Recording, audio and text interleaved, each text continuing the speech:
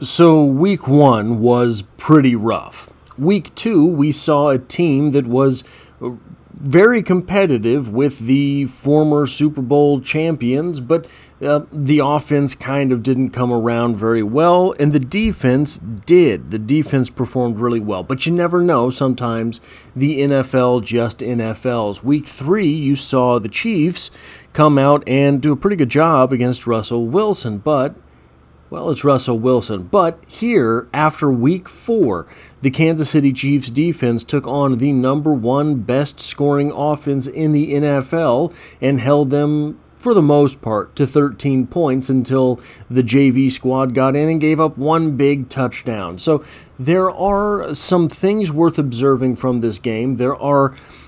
There's one thing going pretty well for this defensive line. There's one thing being very disappointing for this defensive line. There is one thing which could improve for this defensive line. And then there are a couple of things worth looking at that might improve drastically as time goes on, which I do want to bring up. But we want to start right here. 10 quick facts following the Chiefs' Week 4 win over Baltimore upon further review, subtitled "The Chiefs Put Together a Dominant Victory on Sunday" by Matt McMullen from Chiefs.com. The number 2 point in his article is this: the Chiefs' defense held the league's number 1 scoring offense to just 20 total points. Baltimore entered Sunday's game with the league's top scoring offense at 37 points per game, scoring at least 30 points in each of their first 3 games and dropping 40 points in 2 of them. That all changed on Sunday, however, as the Chiefs held Baltimore to just 20 points and only 13 points prior to a fourth quarter when the game was well in hand. In fact, Baltimore has been held to 13 points or fewer entering the fourth quarter on just 9 occasions since the beginning of the 2023 campaign, including the playoffs, marking a span of 42 games. The Chiefs are responsible for 3 of those top instances. So the Chiefs are 33% of the time that the Baltimore Ravens enter the fourth quarter with fewer than 13 points, doing so in each of the last 3 matchups with Baltimore. Kansas City owns the league's number 2 scoring defense, with the last 3 weeks holding the opposition to only 16.3 points per game. The Chiefs, still own the top scoring defense in the NFL since the beginning of the 2023 campaign by a wide margin too. One thing that I want to make on the heels of this: if this defense is going to continue to hold teams to 16.3 points per game, all you have to do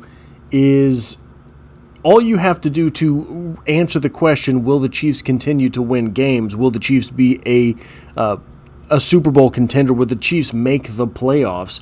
Is ask yourself, can Patrick Mahomes, with Xavier Worthy, with Tyquan Thornton, with Rashee Rice coming back, with Travis Kelce, score more than 2 points in 2 touchdowns and a field goal per game? 14, 15, 16, 17.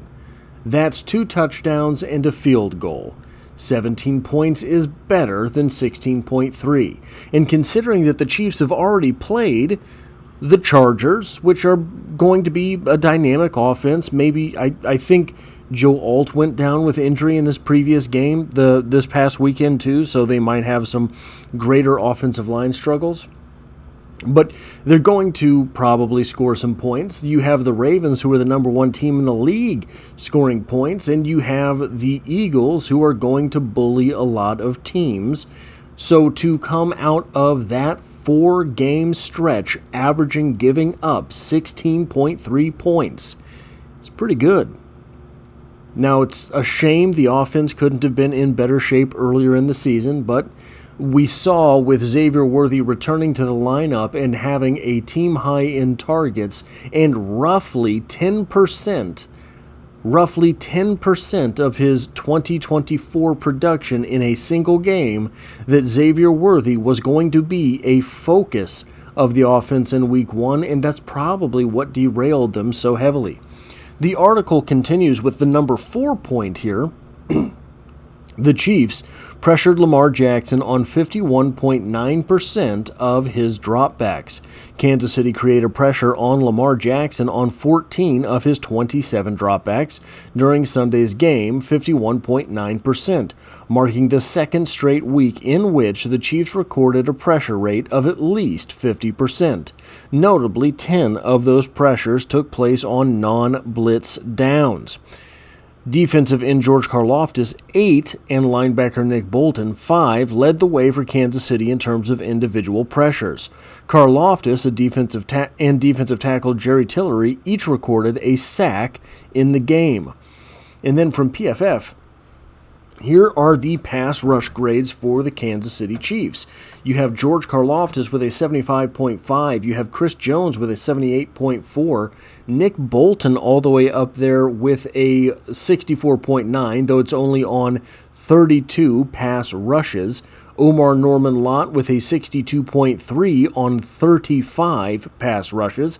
We will see a little bit later, it seems that is what he is being held for, is pass rushes, because he has just 54 total snaps, 35 of those snaps, or 36 of those snaps versus the pass. 35 of them are on pass rush downs, quote unquote. Then you have Charles Omenihu with a 52.1 on 98 pass rushes. So there's something here there's something here worth looking at, and that is George Karlaftis, in my opinion. George Karlaftis with a 75.0 overall defensive grade, a 75.5 pass rush grade, and a 68.9 run defense grade.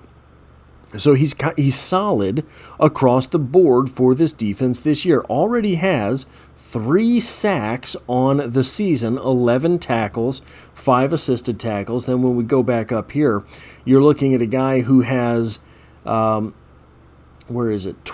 hurries on the season as well. He is getting after it, and he is closing the deal, converting to 3 sacks so far. Now, this is the good. Maybe the bad so far is Chris Jones, who has a 78.4 pass rush grade. That's good. But a 57.8 overall grade, well, not so stellar. A 44.8 run defense grade. Now, here's the thing. It's Chris Jones.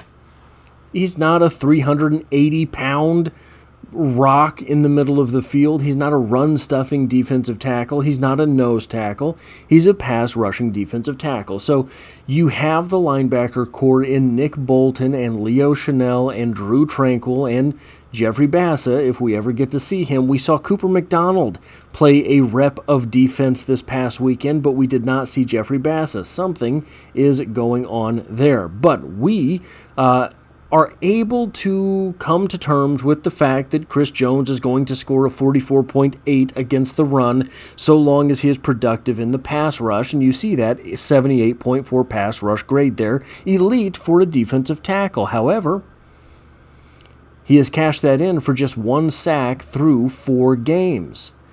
That is putting him on pace for a 4-sack season. Not particularly pleasant. That's a lot of money to be going towards 4 sacks. One player who is getting a lot of guff, I think, is Charles Omenihu, but we have seen Charles Omenihu do better than this in the past. This does not have to be who it is that Charles Omenihu is. A pass rush grade of 52.1, a run defense grade of 52.0, which somehow, somewhere along the line, he did something so bad that his overall defensive grade is all the way down at 41.6. He has 8 tackles, 0 sacks, and an assisted tackle on the season. So not a great season so far for Charles Omenihu, but you'll remember all the way up here, he does have a 52.1 pass rush grade.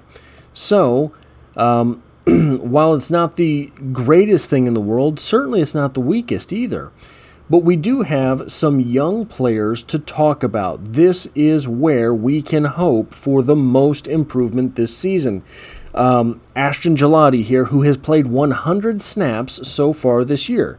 That is an average of 25 snaps per game. That is going to get him quite a few snaps during his rookie season, even if it is not starter-type numbers. He has 2 pressures on the season, you see there. A 47.7 overall grade. Not great. But he is very active when he's on the field. One thing that I think we're going to see as the season goes on is that while Ashton Gelati accumulates playing time, these almost snaps almost got there, almost got the quarterback, almost got the running back, almost forced the fumble, will start to convert into more actual action, more actual productivity. A 47.0 pass rush grade and a 52.2 run defense grade. These aren't great, but I don't think they tell the entire story either. We have seen him on the field. 3 tackles and 1 assist. He does not have a whole lot of production for 100 snaps. And then you have Omar Norman-Lott. We have 100 snaps here for Ashton Gelati. Omar Norman-Lott has played just 54. We have 2 pressures for Ashton Gelati. Omar Norman-Lott already has 6. So you're putting him on, if you put him on those 100 snaps, you are projecting out that he would have about 12 pressures compared to Ashton Gelati's 2. A 50.2 overall grade, a 62.3 pass rush grade, and a 43.2 run defense grade. The Chiefs still cannot get their run-stuffing defensive tackle. 3 tackles and an assist for Omar Norman-Lott, but he also has a sack already this season. You may remember him having rock-bottomed Jalen Hurts. Now, this is the group. So this is not the group that has been particularly impressive in the pass rush. The pass rush coming on a couple weeks ago, coming on in week 2 versus the Eagles, is what changed the tide for this defense. Having all of a sudden a quarterback that does not have the time to make a decision. The speculation is that in week 1, the issue was with Justin Herbert. The Chiefs did not think he was going to pass all that much, so they didn't put in too many blitz packages, etc. They thought it was going to be a running game from the Chargers. They were taken aback and did not have the tools ready to go in order to get after Herbert. So they didn't, so they got picked apart. Starting in week 2, they said, we're going to pin the ears back, we're going to go after Jalen Hurts, then we're going to go after Russell Wilson, then we're going to go after Lamar Jackson. Now, I remember distinctly in the media people saying after that Eagles game, look, this isn't sustainable. You can't just pin your ears back and go after the quarterback all the livelong day. Well, they have. They've done it through a quarter of the season now, and they've done it to great results. Why couldn't they keep doing it? We've even seen them take different approaches at this. Notably, versus Lamar Jackson, a delayed blitz with a quarterback spy. That is taking a pretty big risk, but they were able to execute it, and they were able to get it done and drive it home, and Lamar Jackson quit. Okay? So, the variability of this defense's ability to get after the quarterback is there. But one place they really need to get better at getting after the quarterback is along this defensive line. Chris Jones has been winning battles this season, but not getting to the quarterback. Omar Norman-Lott has been getting to the quarterback, but he has not been, well, he hasn't been getting the quarterback to the ground. He's got 1 sack, but on a relatively small snap count, he's been getting there. He's been making changes in the play. He just can't stay on the field all that much. Ashton Gelati is where I think a lot of the potential lies for this defense. I do think that Omar Norman-Lott will earn more playing time as the season goes on. I do think that Chris Jones will start to convert some more of these sacks. I do think that George Karlaftis is taking the next step in his evolution as kind of a big zombie on the field that just moves forward. If Omar Norman Lott and Ashton Gillotte can hit with a little more consistency, as we saw George Karlaftis start to do in his rookie season, by the way, if you remember that far back, then this defense could really be dangerous come playoff time.